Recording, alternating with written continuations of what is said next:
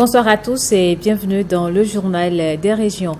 Le caucus des femmes parlementaires du Bénin est désormais mis en place. Après 2 jours de travaux à Kétou, les 29 députés de la 9e législature ont fini par dégager un bureau consensuel avec à sa tête la députée Djamilatou Sabi Mohamed. Firmin Bassao pour les précisions. Un bureau désigné par consensus. Les 29 femmes parlementaires de la 9e législature restent unanimes et engagées pour la défense des intérêts des femmes. Une nouvelle page de l'histoire de la femme s'ouvre avec la mise en place de ce caucus. Ce n'est pas une tâche facile, mais nous promettons quand même de faire tout ce qui est à faire pour que l'honneur de ce caucus qui vient de naître soit vraiment un véritable creuset où toutes les femmes ici présentes, nous allons nous retrouver chaque fois pour échanger et pour trouver le meilleur chemin pour la cause de nos sœurs, de nos femmes à la base. Le chantier est énorme et la présidente désignée prend la mesure des gros défis à relever. C'est un sentiment de satisfaction qui se dégage dans le rang des partenaires grâce à qui le projet de création du caucus connaît un aboutissement heureux. Pas tous les parlements ont une caucus de femmes. C'est pas si facile de mettre toutes les femmes ensemble et se mettre d'accord, d'avoir un chemin en commun. Donc c'est vraiment quelque chose vraiment émouvant.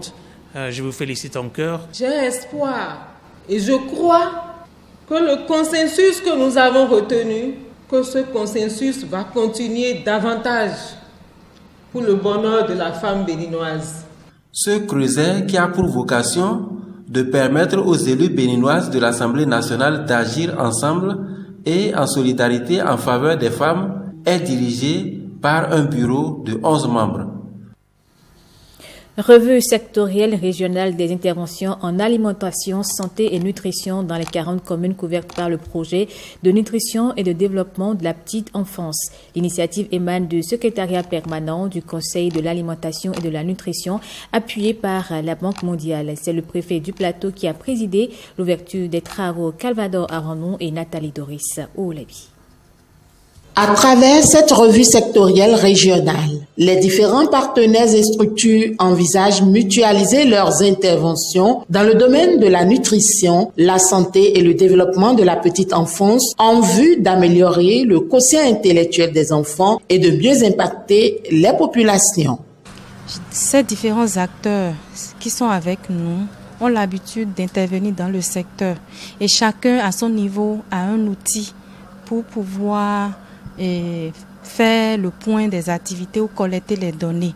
On s'est dit qu'il faut qu'on les mette ensemble aujourd'hui pour que tout le monde voit comment ensemble on pourrait mieux alimenter cet outil-là et l'actualiser pour que ça réponde aux besoins des uns et des autres. Pour atteindre les objectifs visés par ces assises, il est important que chaque partie prenante joue convenablement sa partition, d'où cette exhortation. Les acquis de cet atelier impacteront significativement et durablement le domaine de l'alimentation et de la nutrition à travers l'efficacité et l'efficience de l'approche de coordination multisectorielle. C'est pour cela que je sollicite notre attention soutenue, notre engagement et notre disposition technique pour des échanges de co-construction. Je voudrais renouveler ici la disponibilité, l'engagement des préfectures de Lomé et du plateau à accompagner les différentes actions de coordination, de synergie et à assurer le suivi afin que chaque acteur joue pleinement sa partition pour un tableau de bord réunissant.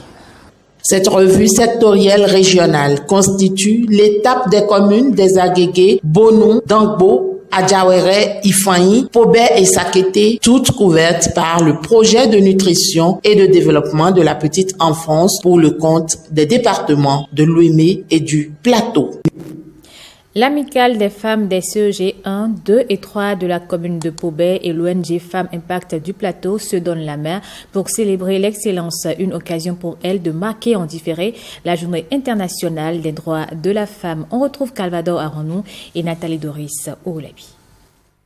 À travers cette distinction, l'Amicale des femmes des CEG 1, 2 et 3 de Pobet entend non seulement marquer d'un cachet spécial la Journée internationale des droits de la femme, mais surtout promouvoir l'excellence afin d'être en phase avec le thème de la journée qui est pour un monde digital inclusif, innovation et technologie pour l'égalité des sexes. Pour atteindre cet idéal, les filles doivent être non seulement maintenues à l'école par tous les moyens, mais surtout bien travaillées, car l'innovation, la technologie et le numérique au service du développement constituent un domaine réservé aux meilleurs. Venus des 3 collèges de la commune, ils sont au total 45 meilleurs apprenants à être primés. Ce geste d'encouragement venant de vous nous motive à ne point baisser les bras et toujours donner le meilleur de nous. Au nom de tous les lauréats, nous vous disons merci. Nous souhaitons que cette remise de prix d'excellence soit pérennisée. La marraine de l'événement apprécie le geste et félicite les lauréats.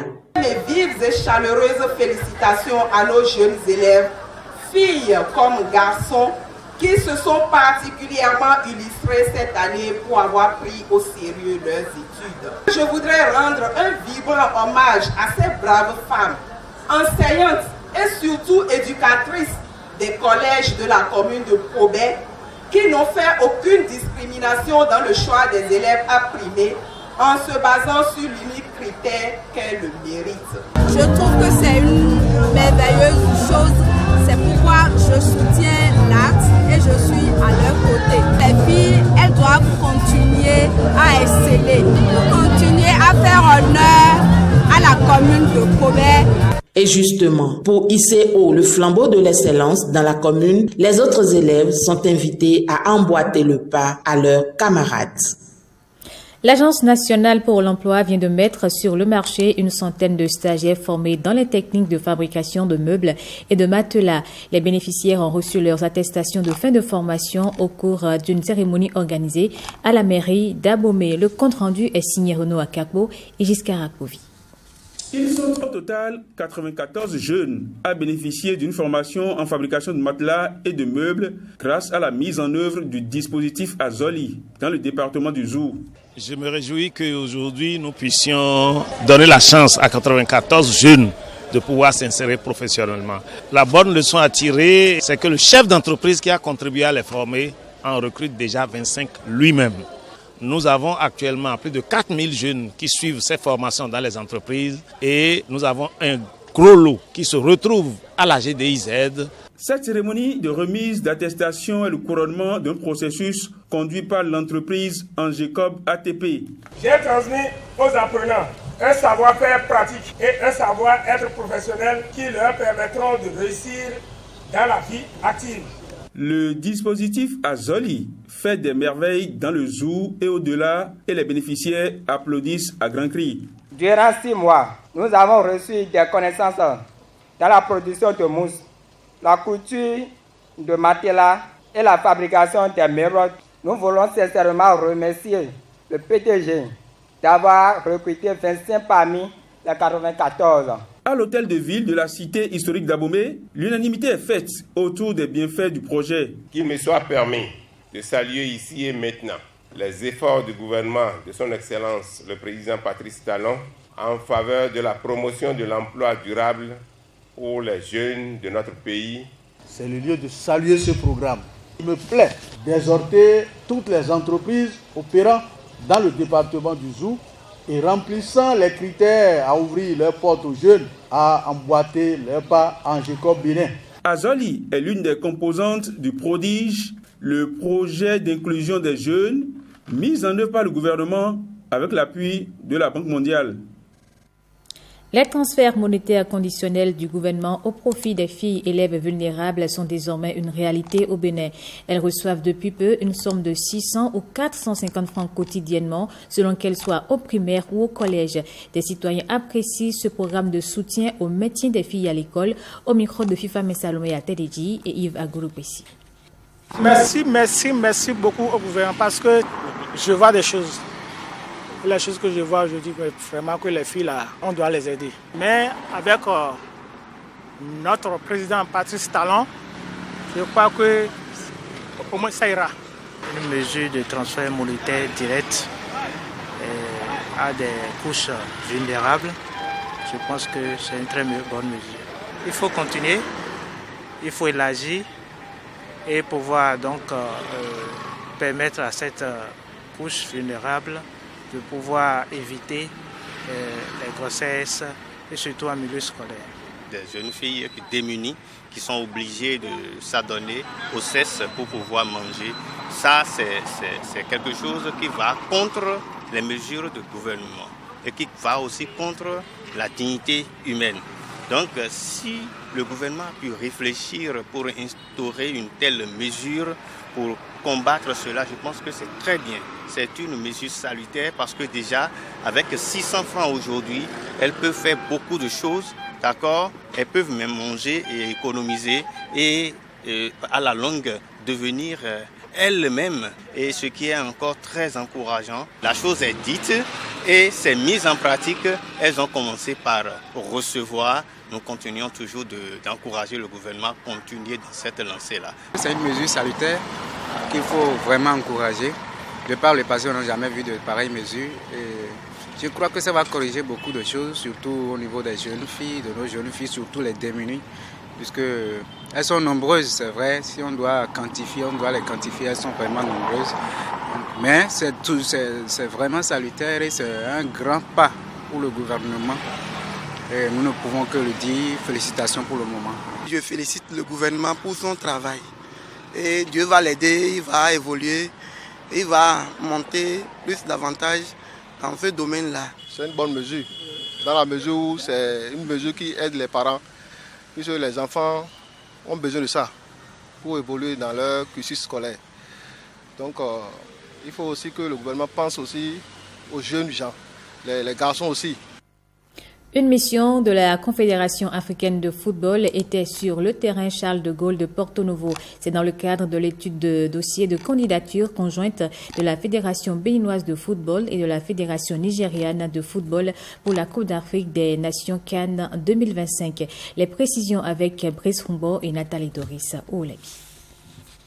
Ici, au stade Charles de Gaulle de Porto Novo, rien n'est occulté. Les vestiaires, les toilettes, la salle des arbitres et assesseurs, les tribunes, la pelouse, tout est passé au peigne fin par la délégation de la Confédération africaine de football, CAF. C'est une mission d'inspection pour voir si nos infrastructures répondent aux normes pour pouvoir accueillir la co-organisation de la CAN avec le Nigeria. C'est des professionnels, ils sont en train de regarder, de voir les failles qu'il y a au niveau de nos infrastructures pour que nous puissions les corriger.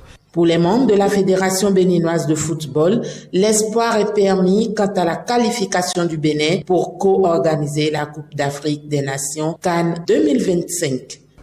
Même si jusqu'à présent, le stade Charles de Gaulle est déclassé et on sait ce qu'on doit faire pour que ça réponde aux normes. Donc, ils vont certainement sortir des exigences. Ils vont nous dire ce qui manque au stade et c'est à nous de tout faire pour répondre aux critères exigés pour ces genres de compétition. Le stade général Mathieu Kérékou de Cotonou est la prochaine étape de cette visite d'inspection entamée par la mission de la CAF au Bénin. Et c'est la fin de ce journal. Merci à vous de l'avoir suivi.